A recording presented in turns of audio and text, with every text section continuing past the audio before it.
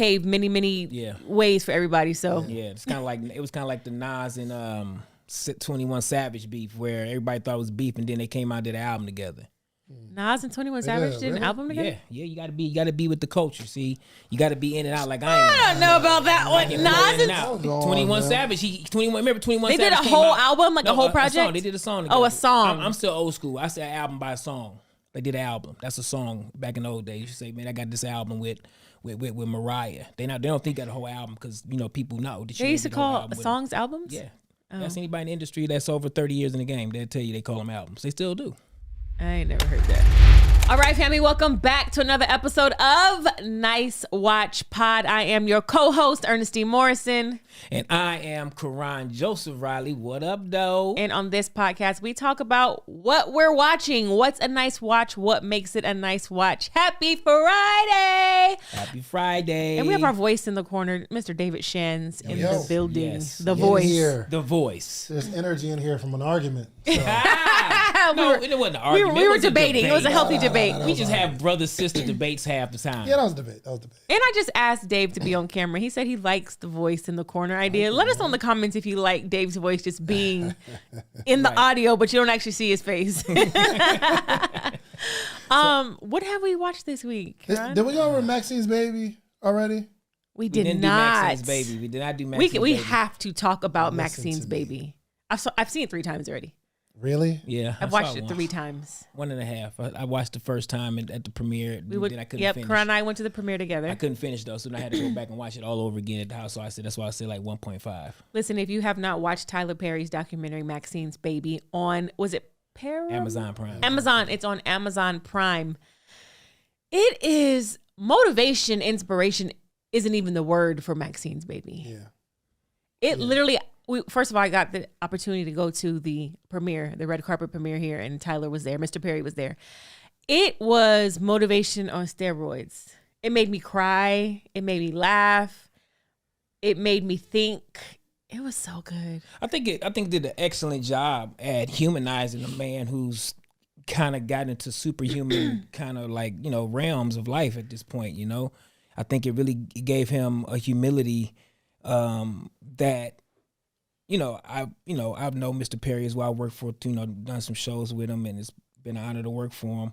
But you get to a certain loft in life, and it's always something good like this that I say is breaks the way to control your narrative. Yeah, let you control your narrative to how you bring yourself down to the humility of life. Yeah, as opposed to the others that try to build you up to tear you down purposely by just using your own trauma and your own demons against you. And I think Tyler's done an excellent job at making his narrative become not only a springboard for his success, but also a story of strength and pivot, right? Yeah.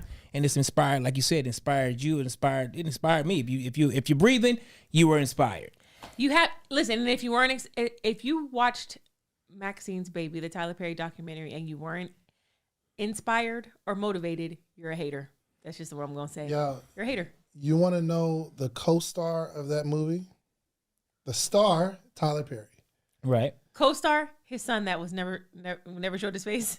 No, not his. No, he was a co-star for sure. You know who was like the next best leading actor? Hold on, let me think. The next best leading actor in the documentary. It was Tyler. Mm-hmm. His cousin actually made it. The way that his cousin was narrating? No, he killed it. Like he did good. Yeah. That's not what I'm talking about though. Oh, it's not. Oh wow. I don't even who was maybe is nope, I can't get it. I thought the cousin was the winner. Spike Lee.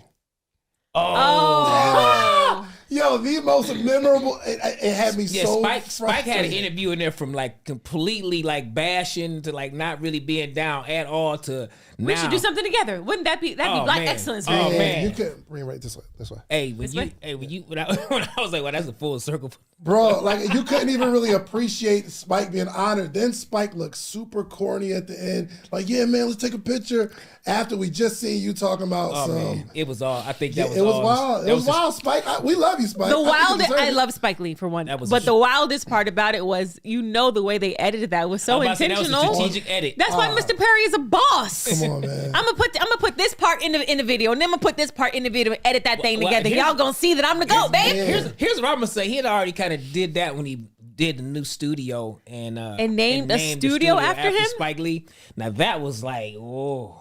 You think Tyler's being petty, or he just? Hey man, I mean, I'm not even mad at him at that move because I got a couple buildings I'm gonna name after some folks too. So. I don't even think Mr. Perry's get being it. petty. I think Mr. Perry was like, let me show you what a class act looks like. Let me show you how black men can support each other and uplift each other without shading each other. And I'm gonna do it so well that I'm gonna put your name on the soundstage. Yeah. And I'm gonna invite you to the soundstage grand opening, and I'm gonna give it to you on a red carpet. Yeah, but Yeah, whoever edited it. I'm gonna give that the intelligent petty one. Yeah. That was Whoever the- edited it works. that for was like shade a room. 007 That was a petty. shade room move, bro. It was a 007 petty. You got assassinated and you actually bought your own bullet. Like that was some cold. It was cold. The fact that they put Tyler, man, we gotta do some big things. Let's take a picture. They had Spike looking crazy in there. Right, It was the fact that- Because while we were all watching it together in there, and everybody's like, yo, and like we're all roasting Spike. So shout out to Spike Lee. Shout out to Spike. Yeah, nah, the he's lead. a legend. He deserves it. Spike Oh, is an absolutely. icon, man. Spike is an icon. That's an iconic and man we speaking about. it Absolutely. is. Both of That them. was an iconic moment. Both for of sure. them. I mean, it's like the Battle of the Giants at some point. You know what I'm saying? There's two icons, and they finally, I guarantee the conversation was had. Yeah, I was gonna say we don't know what backdoor conversations were had before that absolutely. even happened. No, so I they guarantee. probably already squashed it, Yeah, water for under the sure, bridge, and for move sure. on. They're Yep. two successful black men in the industry who I have agree. both paved many ways for everybody. So Yeah, it was kind of like the Nas and 21 Savage beef, where everybody thought it was beef, and then they came out and did an album together. Nas and 21 Savage did an really? album together. Yeah, you gotta be with the culture. See, you gotta be in and out like I am. I don't know about that one. Nas Nas and Hold on, 21 man. Savage. 21. Remember 21 they did Savage a came whole out- album, like a whole song. project. They did a song. Oh, a together. song. I'm still old school. I said album by song. They did an album. That's a song back in the old days. You say, man, I got this album with Mariah. They don't think that a whole album because people know. That she They used to did the whole call album with songs albums. Yeah. That's anybody in the industry that's over 30 years in the game. They'll tell you they call them albums. They still do. I ain't never heard that. Yeah, I get it. But again, An it's like- album? I got this album with such and such. That is Record. I heard him say They did record. a song together. Yeah, I did this I've heard him say album. record. I have a record with They did them. a I did a record. record album. Yes. All this they've used both terms. Trust me. Okay. Anyway, what I was saying. What was I saying? Oh, so they have a new album. No, so they basically Not a remember new 21 album. Savage came out on some radio interview and said Nas wasn't an icon or something like that, right? And of course, everybody took that and ran and was like, "Oh my God, how can you say that? He should be do hip hop royalty, blah blah blah." And then Nas came out and did a record with him, Okay. and it was a dope album. And basically, 21 Savage was like, "Man, I could never diss a person who got me in position to be where I am based on what he, it was a whole dope song where they both Okay, just was okay, like, okay. it was really I feel dope. like I heard something about that, but I thought it was Kodak Black. No, it was 21 It was Savage. 21. Okay. Because that's what made me even get to know who he was. 21 Savage? Yeah. Oh, okay. Like I didn't know who he was, and I heard this kid say that. I'm like, who the hell is 21 Savage? Then of course I heard him with Drake, and then after that. But now him having that discussion with Nas, and then Nas dropping 5 albums in the last 6 months. I just I've been on Nas kick the last year and a half. He's been going crazy with that with content. So Got you. yeah, You said Nas has? Nas, man, you got to get. I'm like, maybe I'm out the loop because I don't know. King Disease 1 and 2. Then you came back with what's the other one, man? The mixtape, the law. It's crazy. He's been on a run, and he got King Disease. He's been on a run. He's been on a run. Man. Nas has been And on a run run. is. If Running I'm like, where? hold on, let me pull up the Google because Where's he running? Like I nobody. mean, he's on a run of dropping like albums. Like he's on the run. He's killing it right now. He's got 4 or 5 albums in 18 months. You've been a fan of Nas for a long time. Yeah, bro. You like Tupac, you like Nas, you like the old school hip hop. You go like Nas. I know I love music. Nas I is guess not I just what he haven't. used to be, my brother. I haven't I heard don't him know, make dog. noise. I don't know, dog. His albums, his what he's talking about now is more relevant to me at 45 than anybody's talking about. I can only listen to where I'm at vibration. Yeah, you have a personal bias right now. No, I don't. I don't know Nas. There's no personal No, bias. but you've been listening to him forever. He's been one of your I mean, favorite rappers. I'm saying his growth as a man, as a rapper, it stays with my growth and as a man, as myself. Yeah. Like, it just correlates with who I am. I Like, feel that.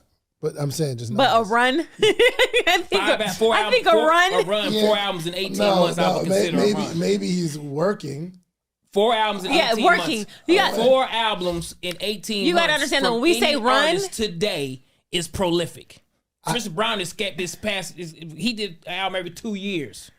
Yeah, but you got to think when you say a Tupac run in this had 3 albums out in an hour. But listen, when you say a run in this day and age, it's like everyone knows about it. It's popping, it's trending, it's out there. No one's talking about. I'm just talking about work ethic. I'm talking about the body of work that he's producing and putting. Okay, I give you that. He's doing the work. Again, I'm never talking of the standards of the world. Let's get that clear on this episode today.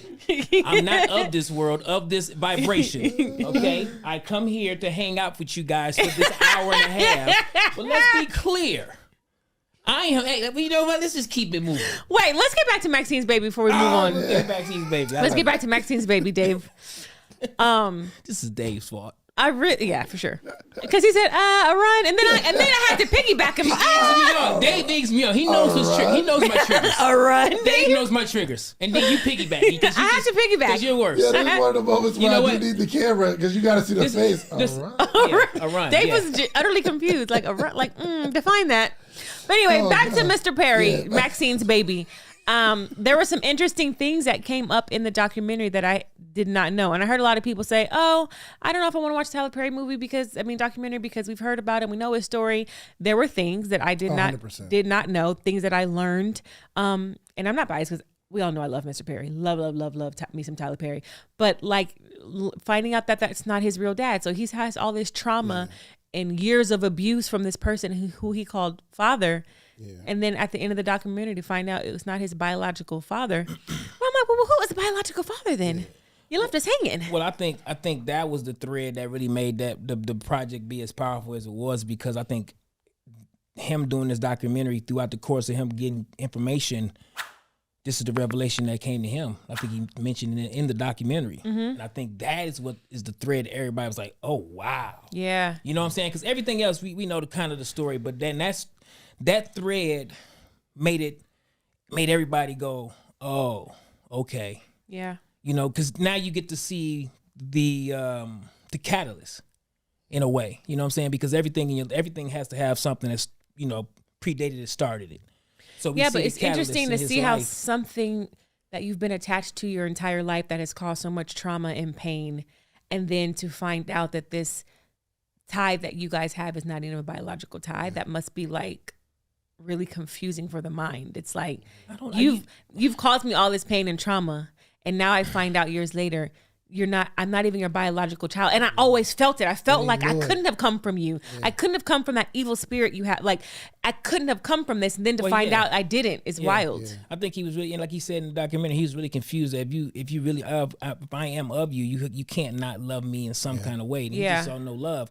But I also say this on the flip side of it, what I applaud Mr. Perry Tyler, that coming from an athletic background, just being who we are as well, we usually turn turmoil and things like that inward, and we use it as fuel, right? And that's what I see. I don't see a victim. I don't see a broken man. I see a man who was able to push through life that was already according to your design. Like, we all come here with our design that we just didn't even know we had planned. We just got to figure out. We come here with a set up plan. And life doesn't happen to us; it happens for us. Mm-hmm. So without that man being implemented in his life, we may not know the Tyler we know today, which absolutely. Is the one who's doing what he's doing, changing the world, making major moves for the culture, do all the things he's doing. It doesn't happen without the catalyst. Yeah, absolutely. So it's like, I love how he's turned it into glass half full versus glass half empty. And I think that's a message for all of us, man. Like, when things happen to us, we have to understand that we already got a plan. Stick to that and just push through, right? Yeah, no, it was really, really good. One of the things I did like too is he's been trying and failing consistently for a long time. Yeah. And then it was like hockey stick success, where it's like it wasn't like a gradual winning. It's like lose, win. Huge win. Yeah. And now it's like, now we're coasting. That Yeah. joint, it was just super inspiring. It was. And very well produced and directed. Shout out to Armani Ortiz, who was the co-director. And that was a young guy too. Yes. And Tyler's wife, what's her name?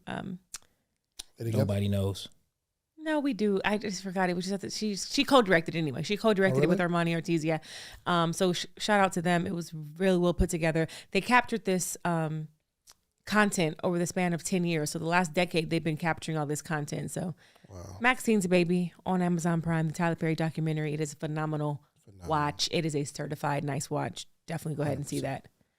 And just to know, like, his first plays were like, people were not buying tickets and he still just kept going. Yep. 7 years of failing with this one play and people weren't supporting it. And then it's just a testament to stacking days. It's a testament to stacking days. You know, we watch it, you know, with David, you know, our voice in the corner with Social Proof Network, shameless plug. We're watching him stack days. You know what I'm saying? I'm thankful to be a part of this podcast with you. We're stacking days. Yeah. It doesn't make sense today. Might not make sense tomorrow or next week.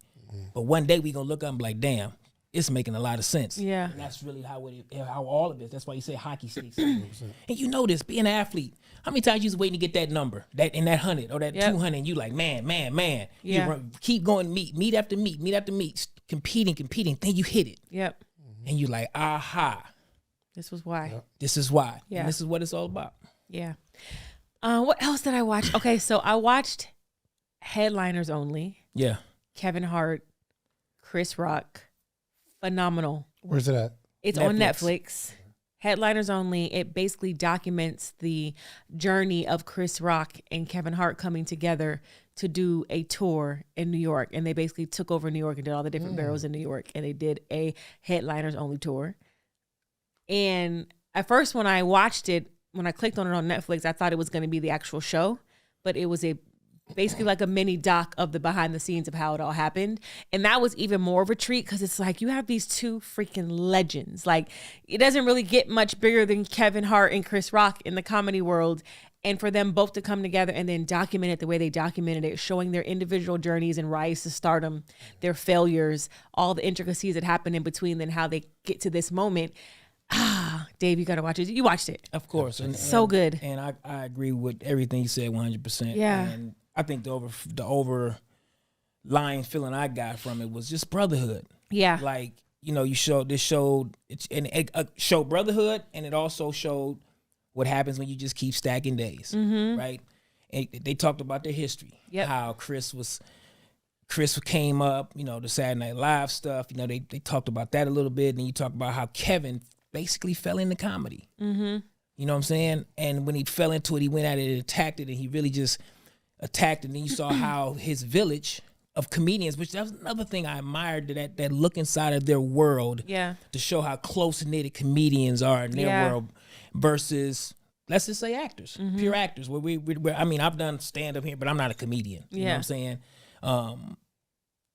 We're not like that. Yeah. In our community, as much as we want to be and say we are, we just not. Maybe because it's more of us. But their community, with those older guys taking Kevin under their belt and all these dope comics, I've seen some of those guys in person, like on YouTube and all. And so some are really, really funny. Some are even funnier than, say, Chris Rock or Kevin Hart. And it's always like you always wonder in those worlds, because Kevin Hart arguably is bigger than Chris Rock right now, technically, in the world of just comedy, in my mind. They're both they're two GOATs, but who's more relevant right now? Because Kevin's in that perfect pocket, right? Rock he's gonna have his fans that he's had since he was 20. Yeah. Right? He's not gonna find a lot of newer fans right now, I don't think. I think he's like a Nas of I mean, he's a legend. Yeah, he's a legend. He's iconic status. I think I don't even really think it's a comparison thing. I think they're both at the top of their game, and they came in the game at different times. And just to even hear Kevin say like he came under Chris Rock. He watched him on stage. He was a student, and I'm like, wow, that just, even at the top of your game, to just to have the humility to honor the people you watch and the people who open the door for you, and not have an ego and pride thing about it. I thought that was really commendable of Kev. And I think that's one of the biggest reasons why he's as successful as he is. If you met him and you know him, you've been in his presence, he doesn't have a pretentious bone in his body. Yeah, definitely not. He doesn't. Kevin Hart is one of those dudes. Super warm, inviting, welcoming. And he's gonna make you laugh, make everyone feel good. He is your homeboy that everybody grew up with, that couldn't get nothing right but tell a great joke. That's Kevin Hart, bro. Like he is, and he's just a great overall person. Like EJ knows him. Like I've worked with him, and it's just his energy, man. You energy never lies about people. Yeah. I always say that, and he's one of those guys who. And his energy's consistent. It doesn't really matter what room you're in. It doesn't matter if you're around Joe Schmo or you're around 35 the legends of the world. Or after he just finished the movie with The Rock, he's Kevin. Yeah, he's Kevin. He's gonna have you laughing. And one thing I really love too about Kevin and is watching some of the journey via this Headliners Only project. I like that he travels with his same team.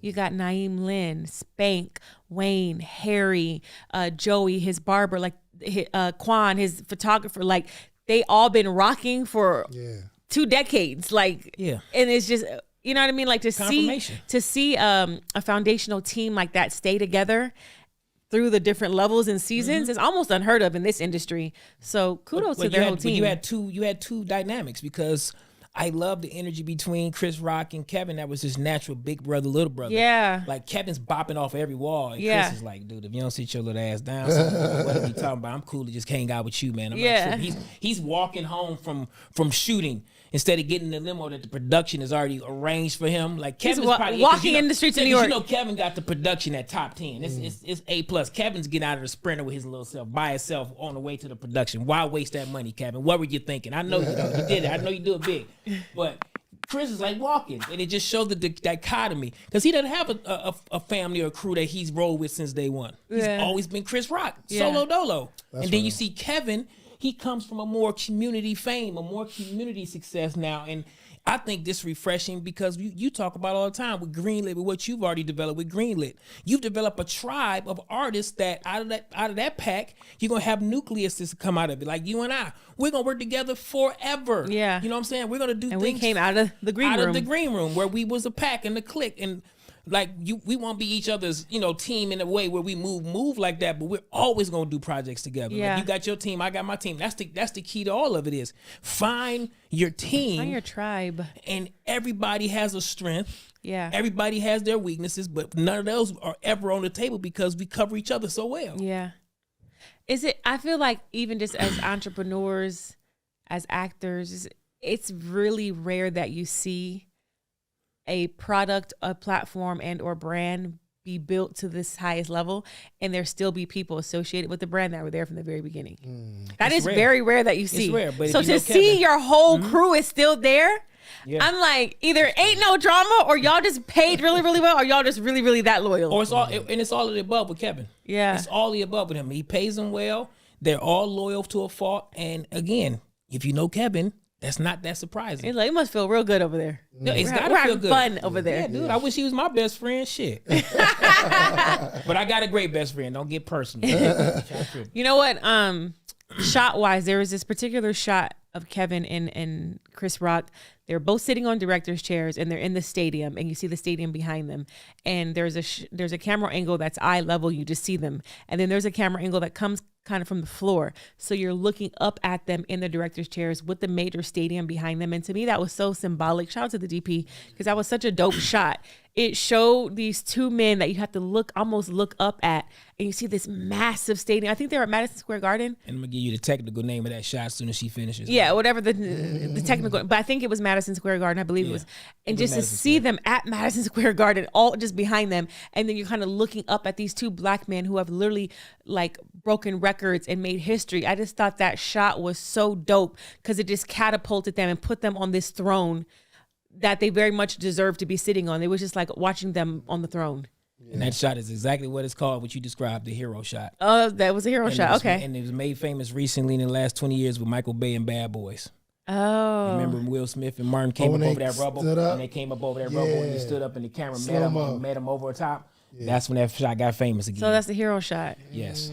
Well, that hero shot of Kevin and Chris Rock definitely symbolized that. It was like heroic. It was legendary. It was like, look at these two black men in a sold out arena. Like, it was huge. Yep. It's huge. What they've done, and I like how they talk about the phone call. Who made the first phone call to say, "Hey, we need to link up and do this together." Mm-hmm. And I thought that was even dope. So it's a nice watch. Yeah, nice watch. No egos I'm in a documentary mood this week. It was a Tyler. It's nice. I Headliners. I think as an artist, you have to be about that, because that's where inspiration is found for us. And inspiration for me, I don't know if it is the same for you, but it's really like the food of my soul. Yeah, for sure. Like I operate off of being inspired. Like I got inspired in the meeting with David Shan an hour ago. Yeah, we're sitting. I'm like, dude, we work for a network. You're right. Like we on a real for show network. For sure. Like we got this work thing to do. could be as big as NBC one day, and we on the ground floor. So holla at your boy when we get there. Nice watch.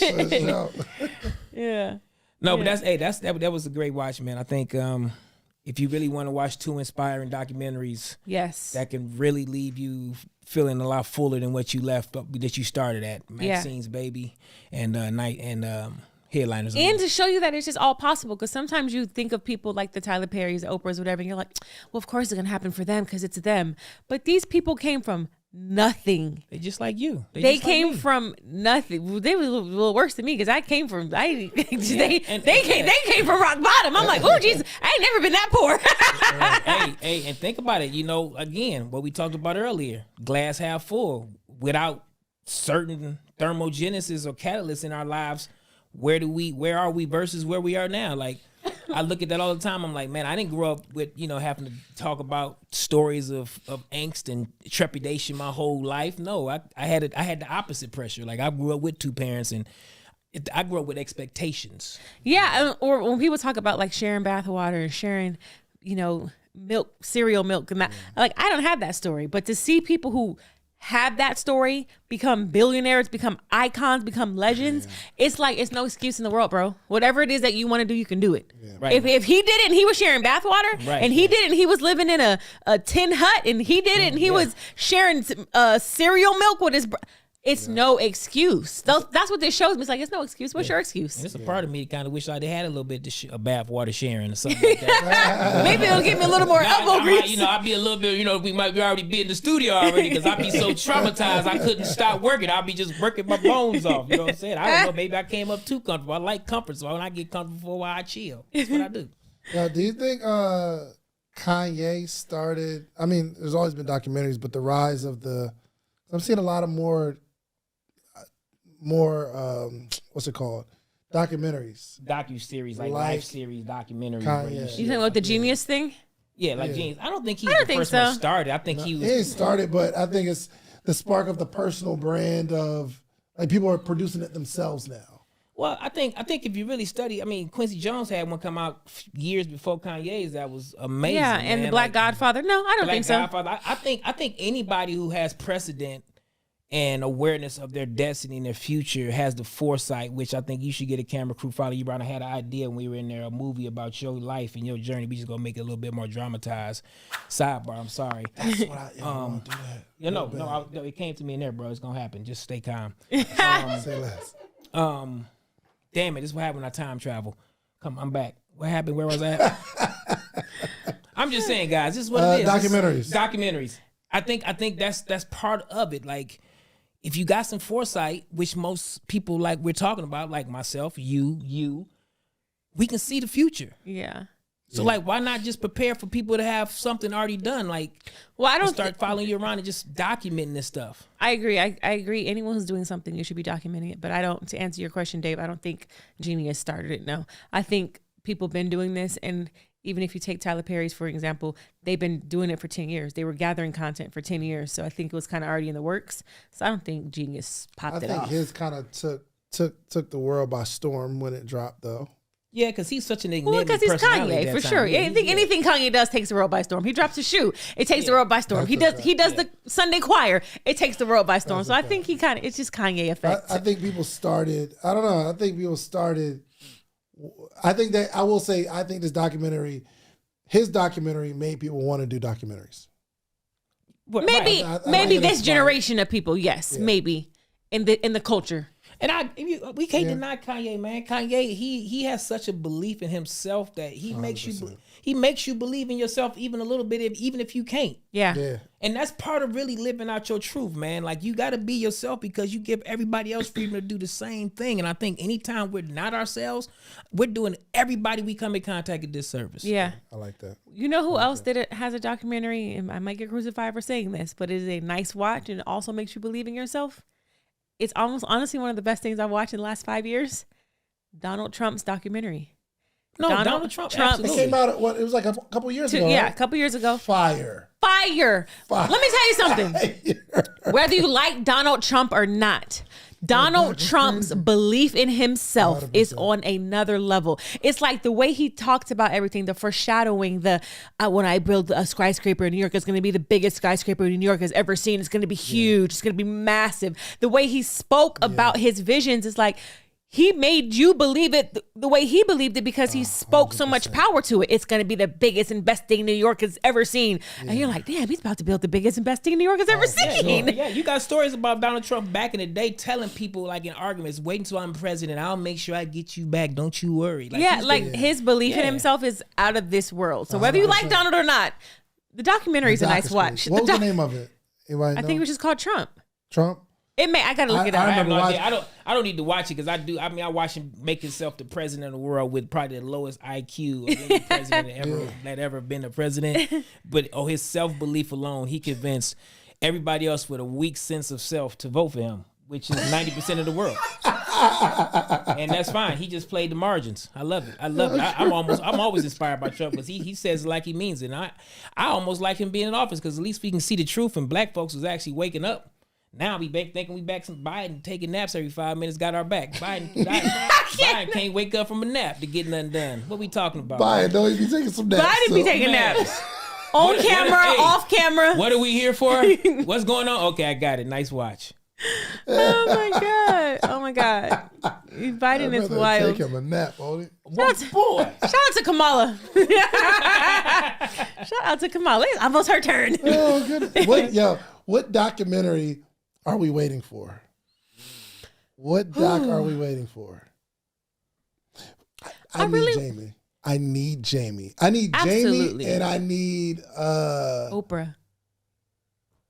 I think we got a lot of Oprah story. I don't think we have a really. I need this. What other side? This tragedy. He's on the tragedy side. His Instagram is a documentary. We've seen everything. Yeah, dog. You're right. Kim Kardashian would be nice. A nice Kim Kardashian documentary. Because the whole dynasty, the whole Kardashian, like at the end of the day, whether you like them or not, what they've built is wild. Yeah, 100%. And I want to see how they did it. I mean, it's like we've watched their journey on TV for years, for decades, really. But they only showed us what they wanted. They still in control of what they want to show. They did something special. I kind of feel like we could spark it off any kind of way you want to. I mean, it kind of got sparked off one action. That was the spark, but that was a hell of a spark. To build $1 billion industry, it's like, okay, that was the spark. That's just called taking everything and using it for you. However, there were better people who have had sex tapes revealed. Ray J. But they didn't. That the reason why they won is because they didn't run. They ran towards it. It was an embrace thing with them. It wasn't like everybody. They made it be the move. Yeah, but like their mom was brilliant, bro. That's what we need to see. Chris, we need a documentary on Chris. Huh? She is. That's brilliant. The documentary. Is Chris? Yeah, Chris. Kris Jenner's the dang on documentary. She's the so brain. Real quick, which one's Chris? Kris Jenner, the mom. Okay. She's the mastermind behind it all. Yeah, she's the momager. She sparked this whole thing up, dog. I didn't know. Guarantee it. But wait, why do you guys feel like the Kardashians are bigger and have been able to capitalize off the brand that they've built more than black families we've seen on TV, like the Braxtons? Execution. Maybe the black execution. I'm telling you. Maybe the black-white dynamic. Well, that's obvious. Exciting. That's obvious. Like again, I think at some point, until we got to just go to its execution at the end of the day. I believe. When you say execution, what do you mean? Everybody was looking in the same direction. There nobody had a different agenda when they didn't need a different. Everybody, when it was time to be about the family agenda, everybody was about the family agenda. Then as Kim grew, We started figuring out, okay, let's push Kim a little bit more because Kim was basically the reindeer, like Rudolph. She launched it off with the sex tape. Everything happened. The thing that made Chris a genius was she anchored the family to that and basically used that family dynamic, which connected with everybody of, we're not running from this. We're going to come together as a family. We're going to show you out loud how we get through things. And it just took off from there because then it connected and got to the families of America by basically the basic family values. We got each other's backs. Now, whatever happens with us usually is that we don't have each other's backs. But the Braxtons had several seasons of a show, just like Kardashians had several seasons of a show. But you got to execute everywhere. Everything has to execute the same way. You can't have the season and then off season everybody's doing X, Y, and Z, separating what everybody else was building and believing. But I think that Jenners and the Kardashians definitely did their own things. Like one has this brand, one has this brand, one has a lipstick, one has. It was Kim was Rudolph. And once she got into the focus of we're protecting you, but you still on the front for a while, everybody else, you saw it. You watched them do it every season. They started developing everybody else. And next thing you know, okay, Kim, do that. Khloe gets up. Then the baby girls get going. Then it's like, it was a wildfire, man. It was a wildfire. It's just what Dave is doing with the network. Everybody gets their tribe. Everybody, they put the whole family on TV.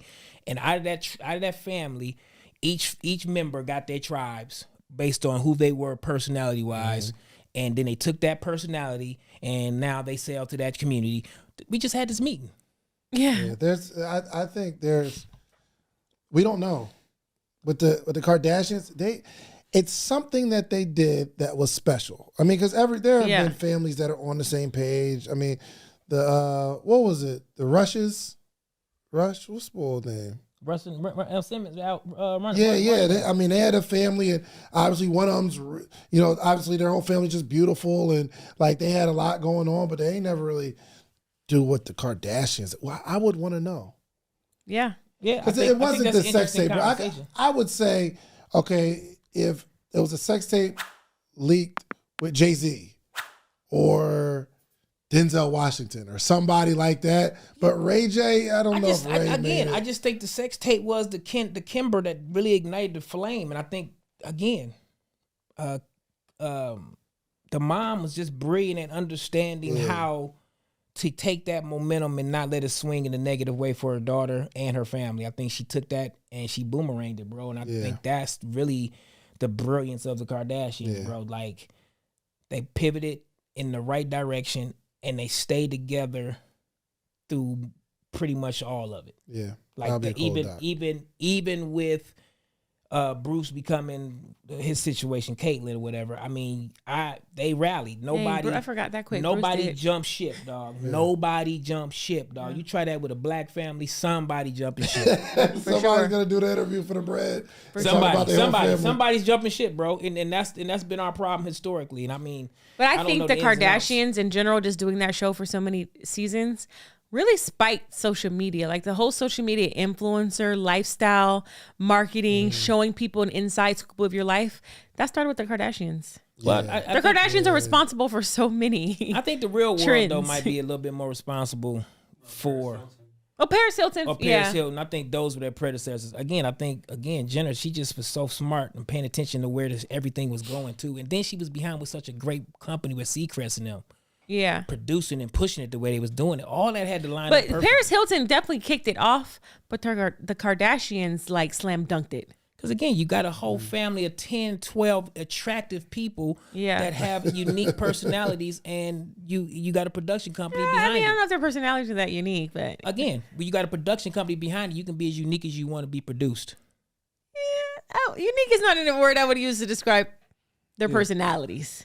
Dude. But I get what they've done is unique, but I wouldn't say their personalities are unique. I don't know how you can do anything unique and you're not unique. That doesn't even make sense. You do when you have someone wrangling the strings behind the scenes for you, when you have a Kris Jenner. But it's something really lit that happened that we just would never guess. That's why we need the documentary. Kardashians, please give the world this doc. Give the world the doc. Who else are you thinking? I would love to see a Chris Brown doc. Yeah. I would love to see a Chris Brown doc. Yeah, just from where he's been to where because right now he's really like the biggest pop star like in the world for us, but we don't even really had that. He don't have that energy like that to me. I mean, I just feel like he is known, but like he's a dope artist, man. He definitely needs a doc. It's just somewhere there's a void in that maybe because he's such a rebel too. Yeah, like he doesn't feel like he plays by the rules of the game.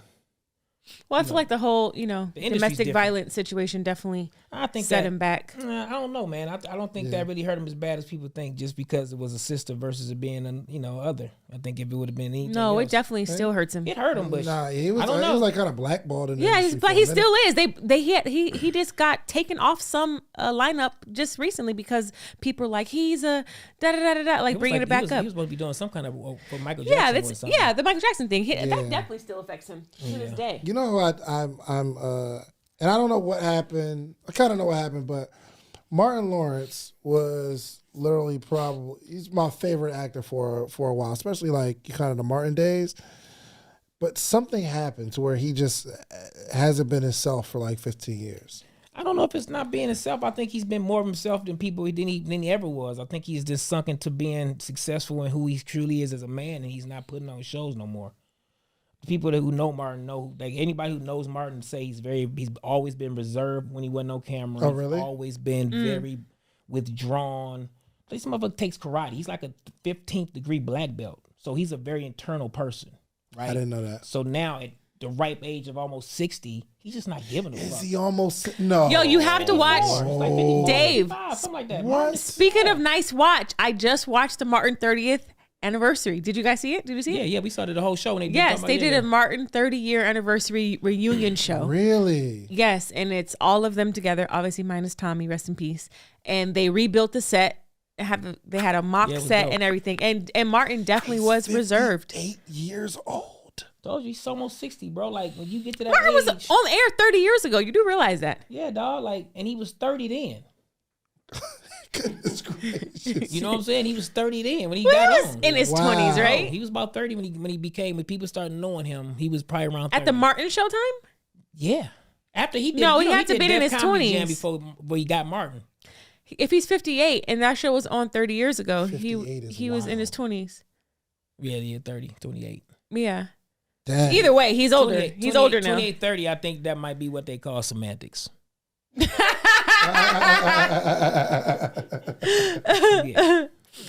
28. Yeah, but if you know anybody that's known Martin over the years, like that's why it was so funny with him and Will Smith doing Bad Boys, because personality wise, you never think they would do a movie like that together. But you would think based on Martin and and that's why thin line between love and hate and all that kind of stuff. But now it's like if that's really who it happened after that, he was in the streets waving his gun and all that. And I think that was a spiritual moment he was going through. I think once you came. Wait, what happened again? I can't remember that. Years and years ago, maybe 20 years ago now. Yeah, watch Run Saw that. Wait, right, kind of at the peak of his when he was just on fire. He was Big Mama's house. It was Eddie Murphy and then Martin, and that was pretty much the two top dogs.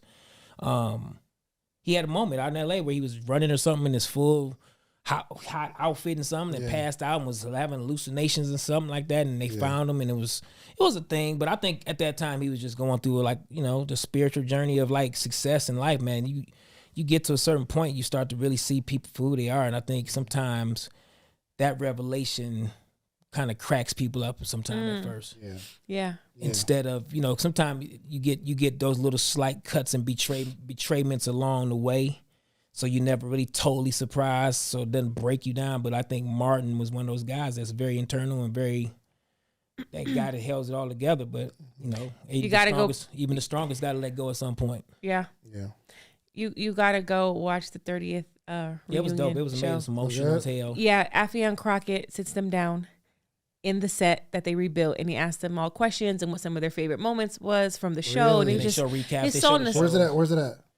BET Plus. Yeah. T Plus, okay. BET Plus, and it's so just nostalgic and it feels good. And they break each of the characters break down their favorite scenes. And one of Martin's favorite scenes was the episode where he had the fake dog. Oh yeah. Oh my God. God, that to hear him talk about it and how that was all improv. None of that was in the script. You see Tommy busting up laughing, breaking character, because he asked for a real dog. And then and the producer was supposed to get him a real dog, and he ended up getting this fake stuffed dog. And when he dragged that dog, oh my God. Yeah, you can see them laughing, like breaking character. When he dragged that dog, Because I know Mark probably was like, oh, y'all can't give me the real dog? Okay. All right, you know what? Yeah. Okay. And then when he dropped the dog and the dog plopped down, he said, lay. Lay. Yeah, that Mark show was that classic. level of like comedic timing and improv is genius. We don't have that much anymore in these new age projects. But shout out to Martin and the whole crew. Another nice watch, the Martin 30th year reunion on BET Plus. Go watch it, especially our 80s and 90s babies. Do yourself a favor. Definitely a certified nice watch. Yeah, since we're watching all 90 shows, documentaries, go watch the dang on Fresh Prince of Bel-Air documentary too. When they did that reunion show, that was amazing as well. Oh, I gotta see that. Where's that one at? I don't even know. But I'm guaranteed with this thing called Google, we can find it. Fresh Prince documentary. Yeah. Or reunion or something. A reunion. I gotta see that. It's like the 30th so guys,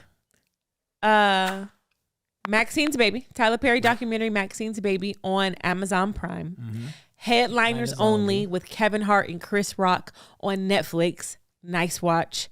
And then if you just want a little bonus addition on in there, go watch the Martin 30-year reunion on BET Plus. Those are our nice watches for the week. Fresh Prince is on Fresh Prince's reunion too. For sure, if you just want a little extra dose. Prime Video. Yeah. Prime. Video. Okay. So yeah. Yep. Was this when Uncle Phil was still living? Nah. Okay. This literally was like within the last 2 years, I want to say. Why do I feel like I don't? It was like renting out the house and stuff too, I remember. We're both 2020. Yeah, they came together. Oh, you know what? You're right. I didn't go watch it, but you're right. I do remember. Will basically sat down with both of them and apologized and talked about how he just didn't know how to handle power right and yeah. Wow. It's some nice watches, man. One thing I could sit and watch stuff just all night. Yeah, I've been on a documentary kick too, though, so I'm with you. Yeah, like, I love a I've good always documentary. liked documentaries. Yeah, I just love the story of other people. Like, I watched Painkiller. Oh yeah, did you guys watch Painkiller? That's the one about the opiates. It's about the opiates and the Purdue company, the pharmaceutical company that was pumping out opioids, and people were dying left and right, and they were like. We'll have to get into that one next week because Painkillers on Netflix is wild. Yeah, it's crazy. And there's so many people addicted to painkillers. Yeah. That's why I don't do drugs. I'm not trying to get addicted to anything. Yeah, I just don't get addicted to them. But how could you stop it? I'm like, I just rather not even start. No. No, I'm just joking. I don't do drugs. I do. I am drug free, babe. Not illicit ones. not any serious heavy drugs. Don't do drugs. Don't do drugs, kids. There. Keep kids off drugs. Reading the instructions. Oh, my gosh. All right, y'all. This has been a great episode of Nice Watch. We're back each and every Friday right here on the Social Proof Network. I am your co-host, Ernestine Morrison. And I am Karon Joseph Riley. And we will see you back next week. Let us know in the comments if you enjoyed this episode, what you've been watching along with us. And listen, if you have not clicked that subscribe button right up top, go ahead and subscribe. Make sure you are tuned in with the entire Social Proof Network. And make sure you're here every Friday for another episode of Nice Watch. Nice Watch.